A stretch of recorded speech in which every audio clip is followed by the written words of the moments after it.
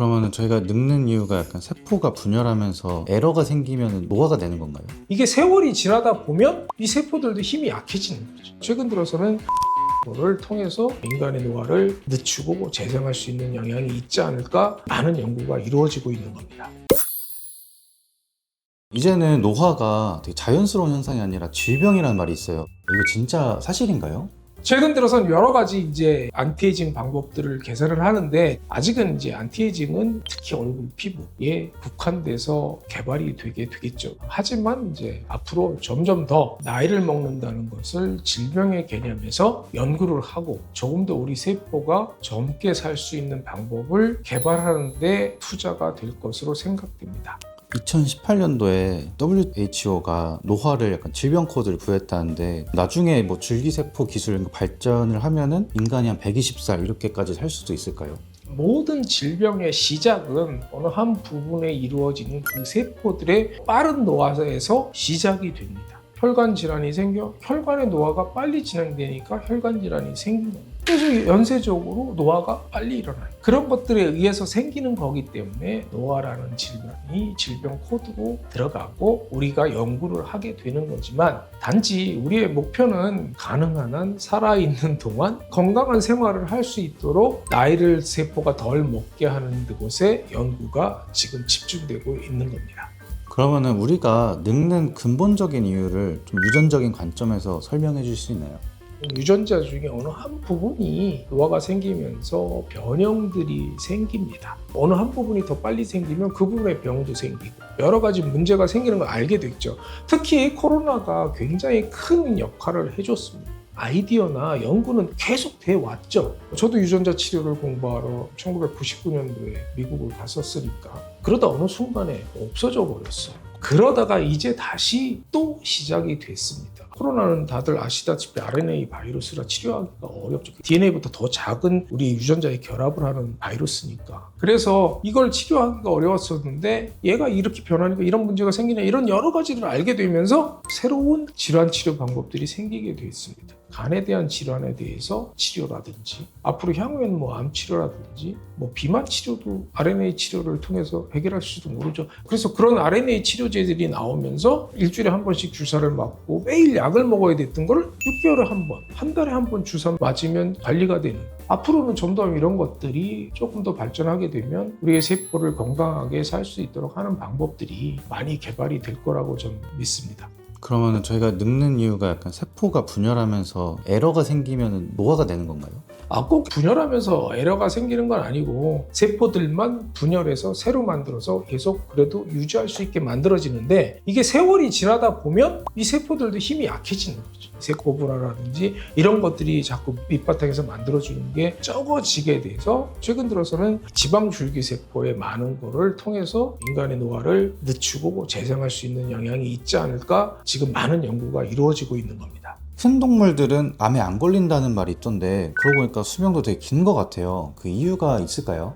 여러 가지 장수 동물들이 있기는 하죠. 그런 장수 동물이 있을 때 보면 대부분은 잠을 잘 자죠, 그죠? 세포를 사용을 잠잔다는 얘기는 덜 한다는 거죠. 인간의 세포는 항상 크기와 관계없이 그 세월 속에서 계속 사용을 해야 됩니다. 많이 사용하면 이게 부서지고 막 하지 않습니까? 사실은 자동차도 쓰다 보면 수리도 많이 해야 되고 적당한 시기에 바꿔줘야 되고 뭐 이런 것처럼 그런 노화의 과정이 있는 것뿐이고 그래도 평균적인 수명으로 따져보면 고등생물로 올라올수록 수명이 길죠. 그리고 실제로는 우리가 이제 포유류가 되면 포유류가 갖고 있는 병들은 사실은 다 생기죠. 그럼 인간은 왜 많아 보이냐? 맨날 검사하잖아요.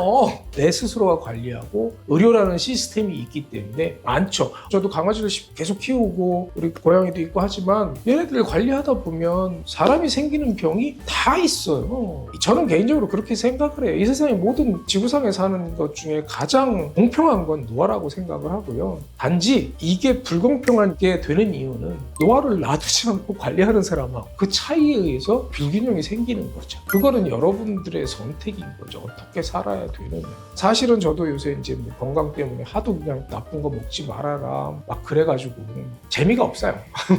건강에 좋은 거 이렇게 맛이 없나요? 갑자기 어느 날 내가 토끼가 된 것 같은 기분도 들고 그런 것들은 힘들지만 그래도 노화의 촉진을 늦출 수 있는 그런 영향력이 생활 환경 속에서 생긴다고 저는 생각합니다. 그러면은 지금 당장 우리가 노화를 좀 예방할 수 있는 것, 당장 이거는 해야 된다라고 생각하시는 방법들이 좀 있나요?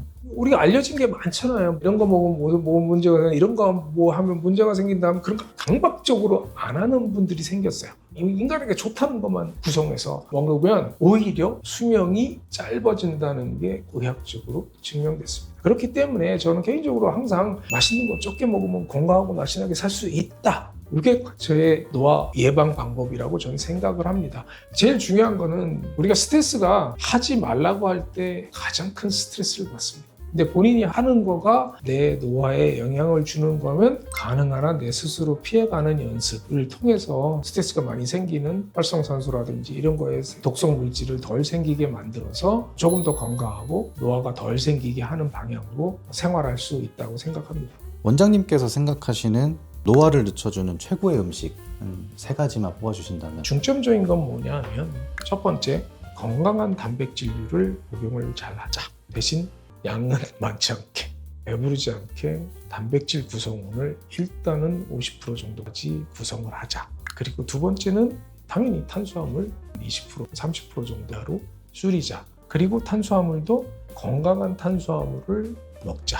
그리고 또 하나는 건강한 지방 20% 정도 섭취하자. 피해야 될 거는 뭐 튀김류 같은 거를 먹지 말자. 굽거나 찌거나 하는 음식들을 구성을 하자. 일반적인 곡물에서 나온 기름보다는 올리브나 아보카도 같은 과실류에서 나온 기름을 사용을 하자.